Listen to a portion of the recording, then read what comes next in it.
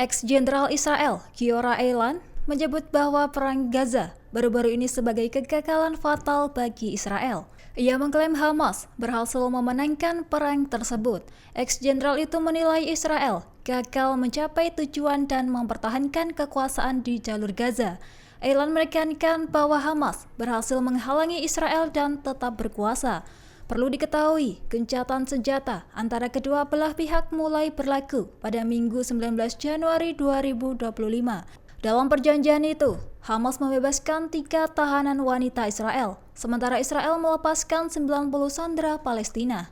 Eilan merasa Israel kini dalam situasi yang tidak aman.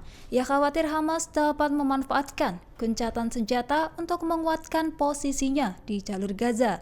Sebagai informasi, Eilan dikenal sebagai pencetus rencana jenderal yang mencakup blokade di jalur Gaza. Strategi ini semakin dikritik setelah Hamas menunjukkan ketahanan melawan tekanan Israel. Sementara itu, Israel mengalami kerugian besar akibat perang ini, mencapai 67 miliar dolar. Dilaporkan kerugian ekonomi mencakup sektor militer, anggaran umum, dan beberapa sektor lainnya, termasuk pariwisata dan juga konstruksi. Dinas Penjara Israel mulai proses membebaskan lebih dari 1.700 tahanan Palestina sejak Jumat 17 Januari 2025.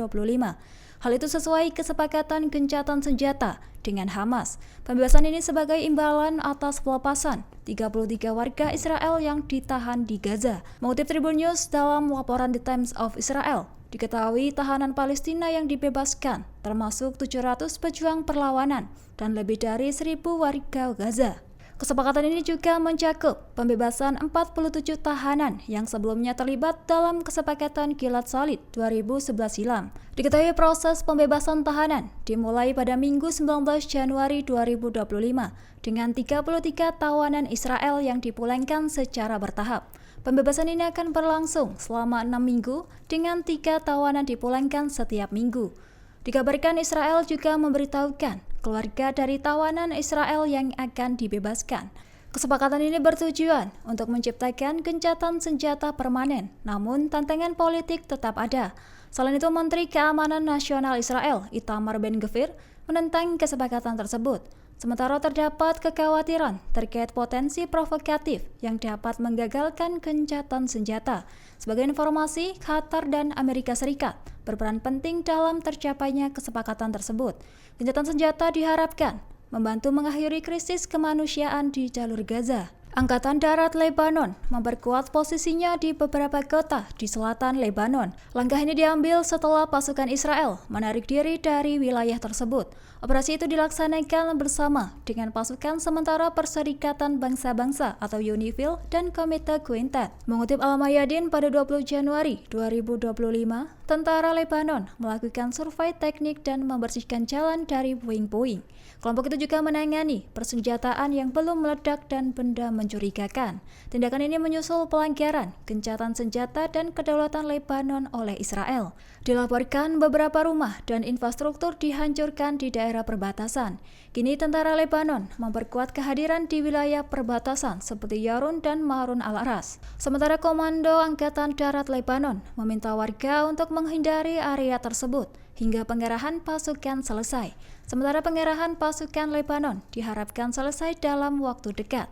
Pasalnya, keamanan dan stabilitas di wilayah tersebut menjadi prioritas. Seorang anak Palestina bernama Ahmad Rusdi, 15 tahun, tewas tertembak oleh pasukan Israel di kota Sebastia, Nablus pada Minggu 19 Januari 2025 malam. Menurut Blon Sabit Merah Palestina, anak itu terkena tembakan peluru tajam di dada dan meninggal setelah dibawa ke rumah sakit. Wali kota Sebastia, Muhammad Azem, melaporkan pasukan Israel juga menggunakan bom suara dan gas air mata dalam serangan tersebut. Hal itu dapat menyebabkan sesak nafas pada penduduk setempat.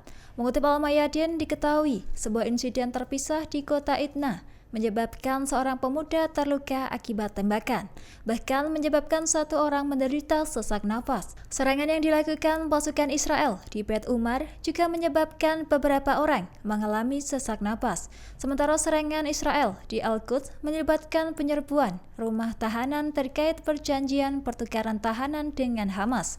Dilaporkan 7 orang terluka akibat penindasan pasukan Israel di dekat penjara Ofer Ramallah. Selain itu, 1 orang terluka akibat tembakan selama konfrontasi dengan pasukan Israel di kawasan Al-Dahiriyah, Palestina. Media Israel di Jerusalem Post mengaku ketangguhan Hamas yang terus bertempur di jalur Gaza. Meskipun pasukan Israel terus menyerang, Hamas tak pernah kehilangan kendali atas sebagian wilayah Gaza.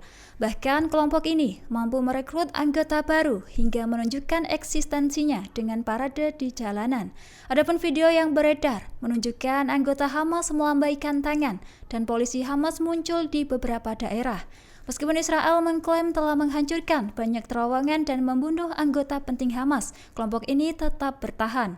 Sementara Hamas diklaim masih memiliki brigade dan terowongan yang belum disentuh oleh pasukan IDF. Selain itu, Hamas juga belum kehilangan 2 brigadenya yang masih aktif. Di tengah gempuran Israel, Hamas melancarkan serangan gerilya yang menargetkan tentara Israel di beberapa area.